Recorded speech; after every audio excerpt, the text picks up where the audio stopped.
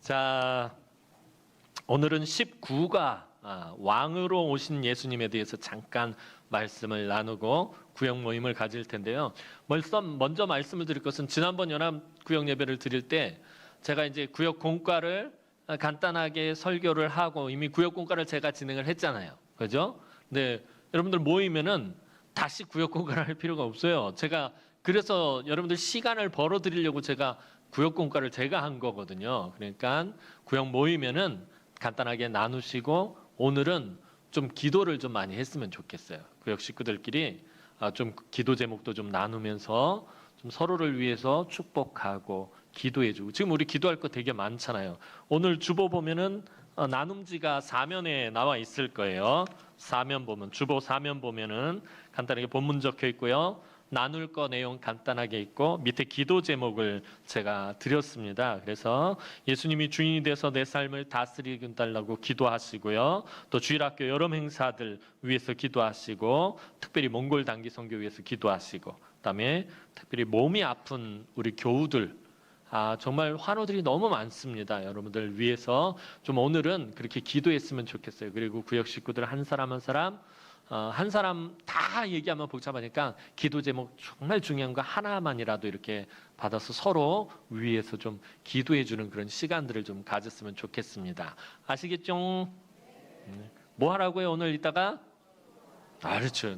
기도하시래요. 서로 위해서 기도 제목 나누시고, 딱 그런 모이시면 권사님, 집사님, 장로님, 제가 이런 기도 제목이 있는데 오늘은 좀 위해서 기도해 주십시오. 그래서 같이 구역 식구들이 이렇게 기도했으면 좋겠어요.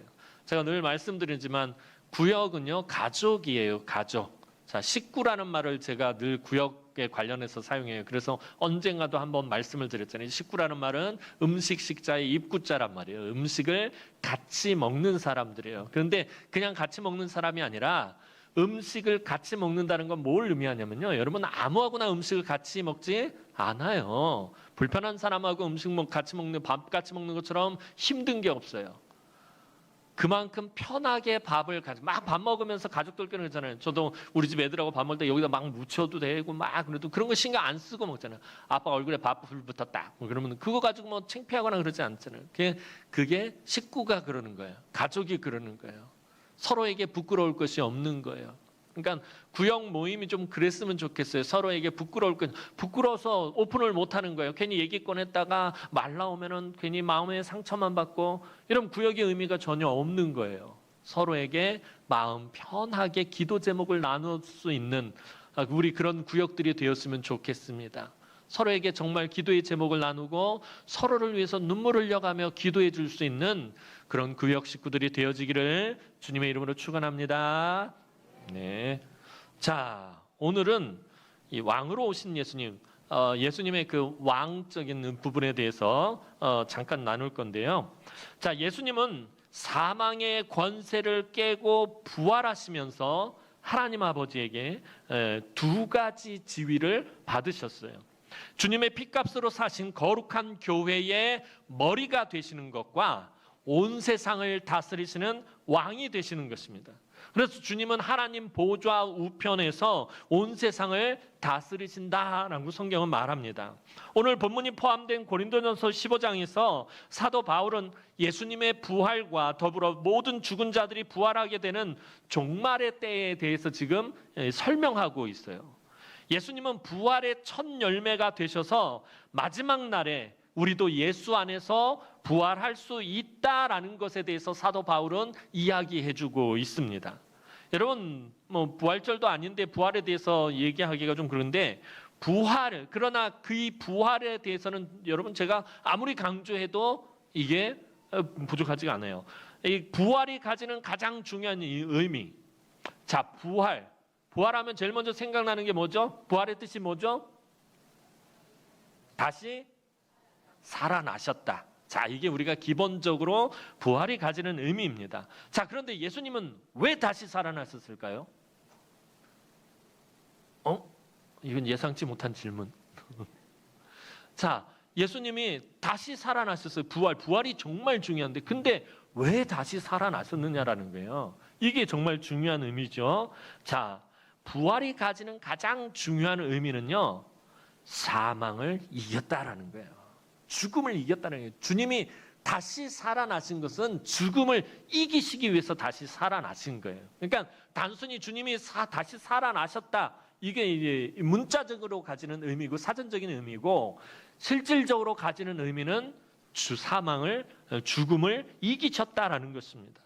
원래 이 세상은 죽음의 권세가 왕노릇하고 있었습니다. 우리의 조상 아담이 범죄한 이후 죄의 저주 아래 모든 인생이 살아가게 되었어요. 아담이 하나님께서 이 선악을 알게 하는 나무의 열매의 실과를 절대 먹지 말라, 이것을 먹는 날에는 어떻게 되리라, 정령 죽으리라 라고 말씀하셨어요. 그러니까 죄의 저주는 다른 것이 아니라 죽는 거예요. 그래서 아담 이후로 그 모든 혈통들이, 아담의 후손들이 다 죄의 저주 아래 살아가게 되었습니다. 그러니까 죄의 저주 아래 살아간다라는 말은 다른 말로 하면 이 땅에 태어난 모든 인생은 반드시 죽게 된다라는 것입니다. 자, 오늘 본문 22절 말씀 다시 한번 읽어보도록 하겠습니다. 22절 말씀입니다. 오늘 본문 22절 말씀 시작.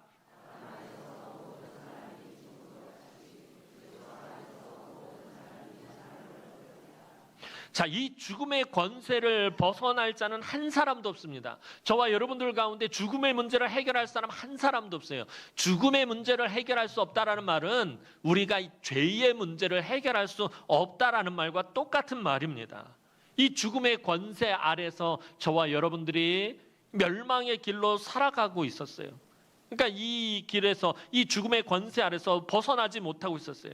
이것을 성경은 사망의 권세가 왕노릇한다라고 표현하고 있는 거예요. 저와 여러분들 마찬가지예요. 혈통적으로 아담의 후손인 저와 여러분은 죄악 가운데 태어났고 그 죄로 인해서 사망의 권세 아래서 죽을 수밖에 없는 자들이었다라는 거예요. 성경은 분명히 이 세상에 의인은 없나니 하나도 없다라고 말했고, 다윗은 내가 어머니의 태중에서부터 죄인이었다라고 고백해요. 그러니까 우리는 태어나면서부터 죄인이었다라고 성경은 말하고 있습니다. 그렇기 때문에 이 사망의 권세 아래서 죽을 수밖에 없는 자들이 저와 여러분입니다. 그런데 하나님은 이렇게 죄의 저주 아래서, 사망의 권세 아래서 죽어가던 저와 여러분들을, 우리 인생들을 불쌍히 여기시고 하나님의 아들을 이 세상에 사람의 몸을 입고 오게 하셔서 사람의 모든 죄를 대신 지고 십자가에서 그 죄의 형벌인 죽음을 감당하게 하셨어요. 그러니까 죄의 저주인 이 죽음, 이것을 예수님께서 오롯이 다 감당하게 하셨다라는 것입니다.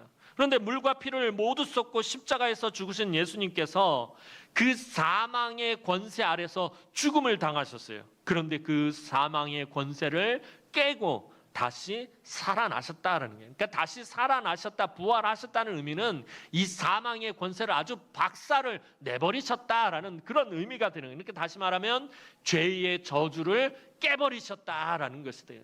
아담 이후로 우리 인간들에게 계속해서 끊임없이 이어져 왔던 그 죄의 저주를 예수님께서 단번에 깨트려 버리셨다라는 의미를 담고 있는 것이 바로 이 부활이라는 의미입니다. 부활이란 단순히 다시 살아났다라는 의미만 있는 것이 아니라 사망의 권세를 깨뜨렸다, 죄의 저주를 깨뜨렸다라는 아주 중요한 의미가 있는 것입니다. 자, 사망의 권세가, 지금까지는 사망의 권세가 왕노릇하고 있었어요. 이 세상이 모두 사망의 권세 아래 살아가고 있었는데, 근데 예수님께서 부활하시면서 사망의 권세가 박살이 났어요. 그러니까 왕노릇하던 사망의 권세가 패하고 말았다라는 거예요. 자, 그렇다면 무슨 문제가 생겼냐면, 왕노릇하던 것이 사라졌으니까 이제 뭐가 또 필요한 거예요?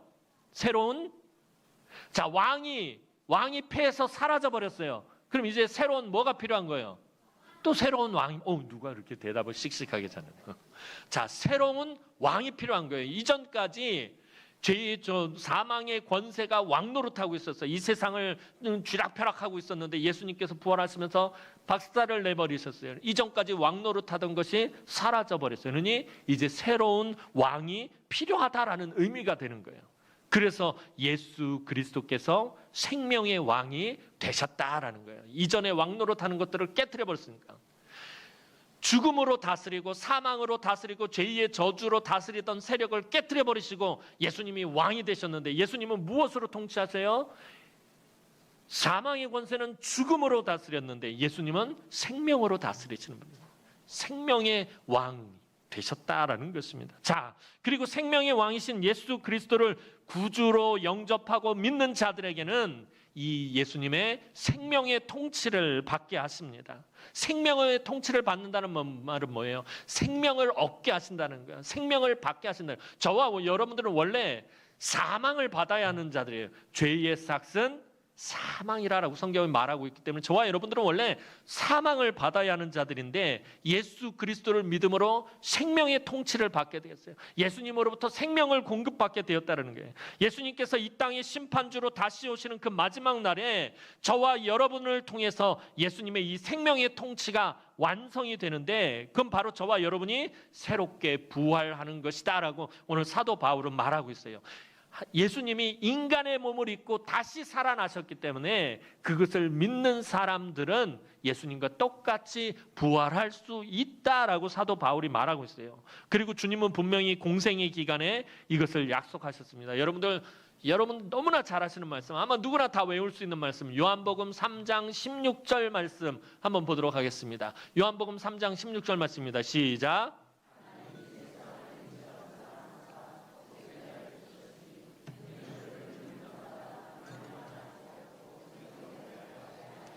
자, 예수를 믿는 자마다 멸망하지 않고 죽지 않고라는 의미예요. 죄의 저주 아래서 사망의 권세 아래서 죽지 않고 무엇을 얻게 하려 하심이라?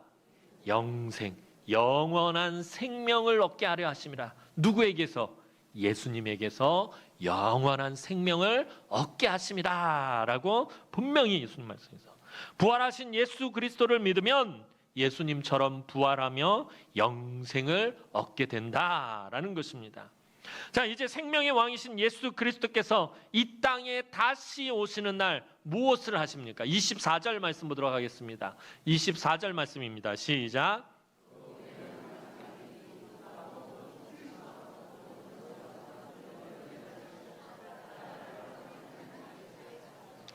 자, 예수님이 이 땅을 심판하기 위해 다시 오시기 전까지는 사실 이 세상의 권세자들이 왕처럼 행세합니다.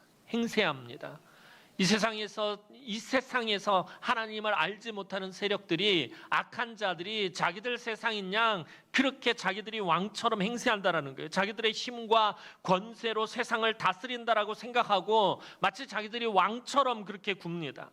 그리고 마치 마지막 날이 오지 않을 것이며 자기들의 통치가 영원할 것처럼 말합니다.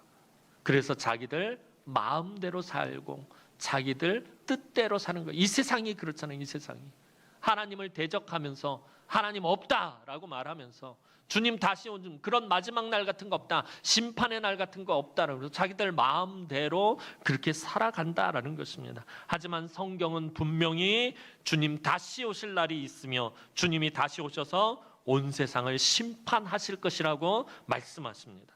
죽음을 이기시고 부활하셔서 하늘에 올라가셨고 하나님 아버지가 정하신 때에 반드시 이 땅에 다시 오셔서 주님의 자리를 취해서 왕노릇하던 모든 것을 다 심판하시고 다스리시고 주님이 심판하신 이 모든 것들을 다 아버지께 바칠 것이다 라고 오늘 사도 바울은 분명히 본문에서 말하고 있습니다. 생명의 왕이신 예수님은 하나님의 공의와 정의로 이 세상을 심판하시고 다스리실 것입니다. 예수님이 멸하실 원수는 바로 하나님의 공의와 정의를 따르지 않는 그런 세력을 말합니다. 하나님을 인정하지 않는 세력들, 예수 그리스도의 십자가를 인정하지 않는 그런 세력들은 반드시 멸하실 것이다 라고 말씀하십니다. 즉 하나님의 말씀의 통치를 거절하고 하나님의 은혜의 통치를 거부하고 하나님의 공의와 정의의 통치를 따르지 않고 살아가는 모든 것을 하나님은 심판하시고 다스리시겠다라고 분명히 말씀하셨습니다. 그래서 이 땅의 권세가 강하고 무너지지 않을 것 같을 때, 오히려 예수 믿는 사람들이 이 세상에서 힘들게 살아가고 악한 사람들이 형통하고 하나님을 알지 못하고 예수의 십자가를 부정하는 자들이 잘 사는 것 같을 때 주님 다시 오실 날이 분명히 있다라는 사실을 기억해야 된다는 것입니다. 이 세상을 다스리시는 분은 사망의 권세를 깨뜨리신 생명의 왕이신 예수 그리스도라는 사실을 저와 여러분들은 분명히 기억해야 한다는 것입니다. 이 세상은 하나님을 알지 못하고 하나님을 대적하는 악한 자들이 승승장구하고 도리어 믿음의 사람들이 실패하는 삶을 사는 것처럼 보일 때가 많습니다. 그래서 많은 그리스도인들이 때로는 낙심하게 됩니다. 우리 주변을 살펴봐도 그러잖아요. 믿지 않는 친척들이 오히려 더 잘 살고, 정말 예수 믿으면서 열심히 사는 나는 가난하게 살고 뭐 하나 제대로 되는 것도 없고, 그러면은 정말 낙심하게 되는 거예요. 어떻게 하나님을 알지 못하는 자들이 더 잘 살고 더 잘 먹고 떵떵거리면서 살고 큰 소리 치면서 살고, 예수 믿는 나는 오히려 위축되고 오히려 낙심하고 실망하고 왜 이런 삶을 살게 되는 것일까? 우리 그렇게 생각을 하게 된다라는 거예요. 하지만 하나님이 정하신 때가 되면 우리의 왕이신 구주 예수 그리스도께서 진정한 왕으로 이 땅에 오셔서 이 세상을 심판하시며 저와 여러분을 하나님 나라에 들어가게 하시고 주님과 함께 왕노릇하게 하실 것이다라는 거예요. 그러니까 우리가 이 땅을 살아가면서 악한 자들이 잘 되고 악한 자들이 형통한 것을 보면서 여러분도 억울해하지 마시고 그것 때문에 낙심하실 필요 없어요. 여러분들 주변에 여러분들의 친척, 부모, 형제들 간에 예수 믿지 않으면서도 잘 사는 사람 보면서 그것 때문에 부러워하거나 낙심할 필요 없다라는 것입니다. 인생은 구회 말 마지막 한 방에 훅 가버린다라는 거예요. 하나님이 확 다 뒤집어 엎어 놓으신다라는 거예요. 예수님 다시 오시면 끝장난다라는 거예요. 그러니까 우리가 그날을 소망하면서 살아가는 거예요. 예수님 다시 오실 날을 소망하면서 살아가는 거예요. 요한계시록 맨 마지막 말씀이 뭐예요? 마라나타, 아멘 주 예수여, 아멘 주 예수여, 어서 오시옵소서. 되는 그냥 오시옵소서가 아니에요. 어서 오시옵소서라는 거예요.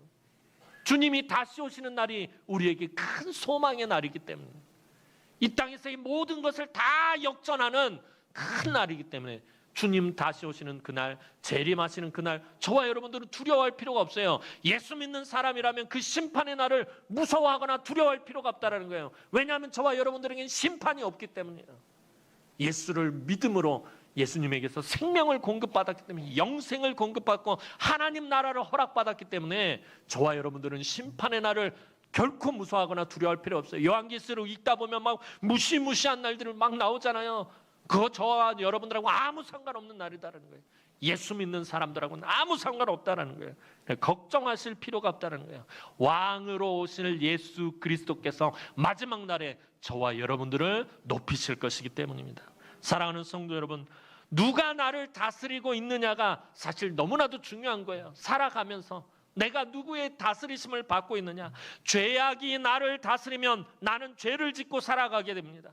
사망의 권세가 나를 다스리면 나는 사망의 길로 사라지게 됩니다. 욕심과 이기심이 나를 다스리면 이 세상에 썩어지고 없어질 것들을 구하고 채우는 삶을, 그런 삶을 살아가게 됩니다. 하지만 생명의 왕이신 예수 그리스도의 다스리심을 받는다면 하나님의 구원의 은혜를 반드시 누리게 됩니다. 늘 말씀드리지만 예수 믿는 사람들은 무엇 없이는 살 수 없다? 은혜 없이는 살 수 없다라는 거예요. 그 은혜의 핵심이 뭐예요? 우리가 은혜 없이 살 수 없다라고 제가 늘 말씀드리는데 그 은혜의 핵심이 무엇입니까? 우리 주님이 나같이 자격 없는 자를 위해서 나의 모든 죄를 짊어지고 우리를 거룩하게 하려고 십자가에서 죽으시고 우리를 살리기 위해서 사망의 권세를 깨뜨리고 다시 살아나셨다라는 것입니다. 그래서 우리가 하나님 나라에 들어갈 수 있는 길을 주님이 활짝 내셨다라는 것입니다. 우리는 바로 이 은혜로 사는 사람들입니다. 그러므로 저와 여러분은 항상 주님의 이 생명의 통치, 이 은혜의 통치를 받아야 하는 자들입니다. 그렇다면 주님의 이 생명의 통치와 은혜의 통치는 무엇으로 받는 것입니까? 그것은 바로 하나님의 말씀입니다. 결국 예수님의 통치는 말씀의 통치라고 할 수 있는 거예요. 예수님이 바로 하나님의 말씀이기 때문입니다. 사도 요한은 요한복음 1장 1절에서 분명히 말하고 있어요. 태초에 말씀이 계시니라. 이 말씀이 하나님과 함께 계셨으니 이 말씀은 곧 하나님이시라 라고 말해요. 그리고 요한복음 1장 14절에서 이렇게 말합니다. 그 말씀이 육신이 되어 우리 가운데 거하심에. 말씀이 하나님이라고 그랬는데 그 하나님의 말씀이 육신이 되어서 우리 가운데 거하신다는 거예요. 예수님이 이 땅에 사람의 몸을 입고 오신 것을 사도 요한은 말씀이 육신을 입었다라고 표현하고 있어요. 그러니 예수님의 이 땅에 오신 것, 말씀이 이 땅에 오신 거예요. 하나님의 말씀이 이 땅에 육신을 입고 오셨기 때문에 예수님의 통치는 하나님의 말씀이다라는 것입니다. 그래서 우리가 늘 하나님의 말씀을 묵상하고 그 말씀에 귀를 기울이고 그 말씀대로 살아가려고 애써야 하는 것입니다. 바로 그 사람이 생명의 왕이신 주님의 통치를 받는 사람입니다. 주님은 말씀으로 통치하시고 말씀으로 다스리시고 말씀으로 위로하시고 말씀으로 역사하시고 말씀으로 회복하시고 말씀으로 고치시고 말씀으로 복을 주시고 말씀으로 승리하게 하시는 분이십니다. 그러니 저와 여러분들이 말씀을 붙들어야 된다는 것입니다. 그 말씀을 믿음으로 붙드는 것, 그게 바로 예수님의 통치를 받는 거예요. 그 말씀에 순종하는 것, 그것이 바로 예수님의 은혜의 통치를 저와 여러분들이 받는 것입니다. 여러분들이 늘 여러분들의 삶을 돌이켜보시기 바랍니다. 이따 말씀을 나누면서 내가 정말 예수님이 나의 삶의 왕으로 나를 다스리시는 삶을 살아가고 있는지 살펴보시기 바랍니다. 무엇을 통해 알 수 있어요? 내가 말씀을 귀 기울여 듣고 그 말씀을 붙잡고 살아가고 있는지, 이 말씀이 하나님의 말씀이라고 믿고 내가 그 말씀을 의지하고 살아가는지 여러분들 자신을 정직하게 살펴보시기 바랍니다. 그 말씀을 믿음으로 붙잡음으로 주님 다시 오실 날까지 왕 되신 주님의 은혜의 다스리심을 받는 우리 남흥의 모든 성도들이 되기를 주님의 이름으로 축원합니다. 기도하겠습니다. 사랑과 은혜가 많으신 아버지 하나님, 은혜와 사랑을 진심으로 감사를 드립니다. 영원히 멸망받아서 죽을 수밖에 없는 악하고 더러운 우리들을 예수 그리스도의 보혈의 피로 깨끗하게 씻으시고 우리를 죄의 저주에서, 죄 사망의 권세 아래서 건져내시고 예수님께서 다시 살아나시며 그 사망의 권세를 깨뜨리고 죄의 저주를 깨뜨리며 우리에게 생명을 주심을 늘 감사하며 살아갈 수 있도록 은혜를 베풀어 주옵소서. 우리 주님의 말씀의 통치를 받게 하시고 우리 주님 왕 되신 우리 주님의 은혜의 통치를 받는 우리의 삶이 되어질 수 있도록 하나님 축복하여 주옵소서. 감사를 드렸고 예수님의 이름으로 기도합니다. 아멘.